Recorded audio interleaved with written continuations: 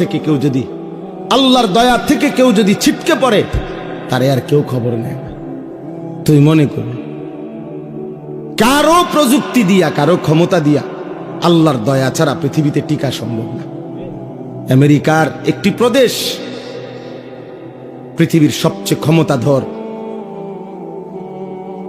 ক্ষমতাধর super power মনে করে নিজেদেরকে, সকল কিছু অত্যাধুনিক প্রযুক্তি, কিন্তু পৃথিবীর অসভ্যতার, নোংরামি, অশ্লীলতার, পৃথিবীর সমস্ত উলঙ্গ ছবি যেখানে তৈরি হয়, যেখানে সমস্ত বেশ্যাবৃত্তি, অসভ্যতার কেন্দ্রভূমি, সেই আমেরিকার ক্যালিফোর্নিয়ার লস অ্যাঞ্জেলাস, এই হলিউডের যেখানে, ওই অঞ্চলটা একটা স্টেট, একটা প্রদেশ বাংলাদেশের চাইতে বড়।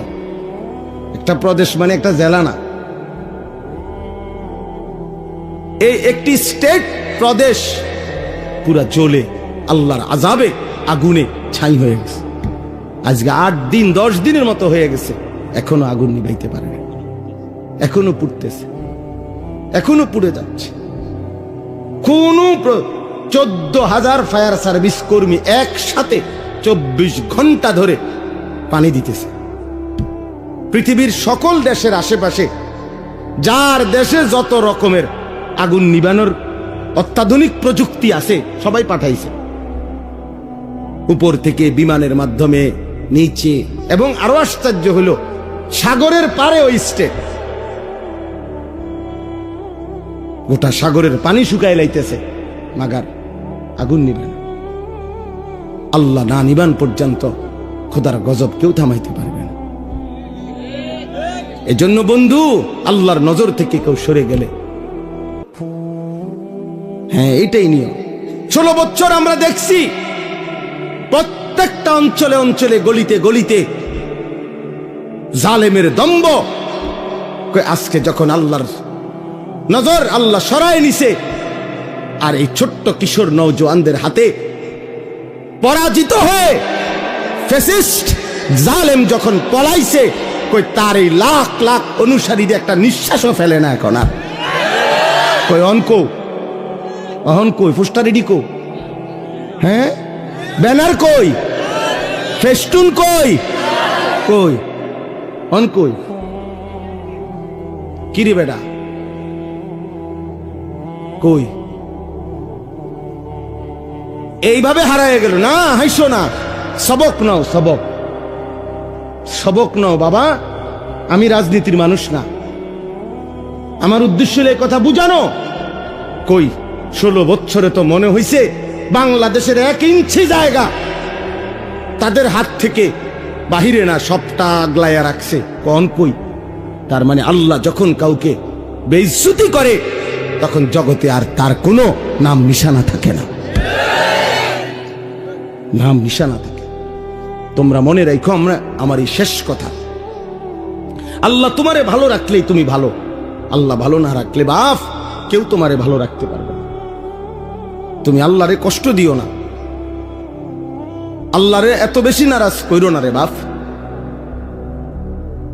আল্লাহকে লম্বা সময় ভুলতে নাই, কোরআন শরীফে আছে, এটা বারবার বলছে আল্লাহ বলছে, বান্দা আমারে বেশি সময় ভুলে যেও না। আমি যদি লম্বা সময় ভুলে যাও, একদিন আমি তোমাকে তোমার পরিচয় ভুলাই দেব। ফাআনসাহুম আনফুসাহুম, একদিন তোমার কবর আখিরাত ভুলাই দেব, আত্মপরিচয় ভুলাই দেব। তখন তুমি আর মানুষের মুমিনের পরিচয় থাকবে না। এই জন্য দয়া করে রাত গভীরে এই আমার শেষ কথা এটা। চলেন আর অল্প একটু সময়, এবার আমি যে আয়াতটা পড়ছি এটার উপরে একটু কথা বলি। 15 নম্বর পারা, 17 নম্বর সূরা, সূরা বনী ইসরাইলের প্রথম আয়াত। এই আয়াতটা হলো মেরাজকে কেন্দ্র করে আমাদের প্রিয় নবী সাল্লাল্লাহু আলাইহি সাল্লামের জীবনের অত্যন্ত গুরুত্বপূর্ণ, মর্যাদাপূর্ণ, বৈশিষ্ট্যমণ্ডিত একটা ঘটনা। নবীজির জীবনের একটা আজিমুশান সম্মান নবীর, সেটা হলো মেরাজ। মেরাজুর রাসূল, মেরাজুন নবী সাল্লাল্লাহু আলাইহি ওয়াসাল্লাম। রাসূলুল্লাহ সাল্লাল্লাহু আলাইহি ওয়াসাল্লামকে আল্লাহ তাআলা নবুয়তের সময়ে জমিন থেকে 7 আসমানের ঊর্ধ্বে কোটি কোটি গুণ ঊর্ধ্বে আল্লাহ তাআলা তার মহান আরশ আজিমের মধ্যে মেহমান করে নিয়েছিলেন। সেখানে আল্লাহ তাআলা নবীজির সাথে সাক্ষাৎ করেছেন, কথাবার্তা বলছেন, হাদিয়া দিছেন।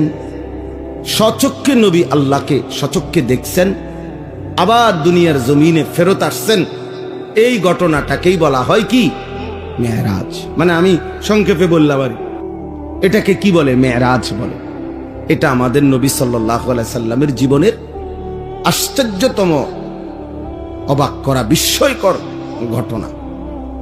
এই ঘটনাটা আল্লাহ তাআলা এই আয়াতের মধ্যে এই ঘটনার প্রথম অংশ তুলে ধরছেন।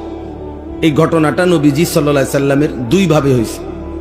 একটা হলো জমিন থেকে জমিন, আরেকটা হলো জমিন থেকে আসমান ঊর্ধ্বে। প্রথম জিবরাইল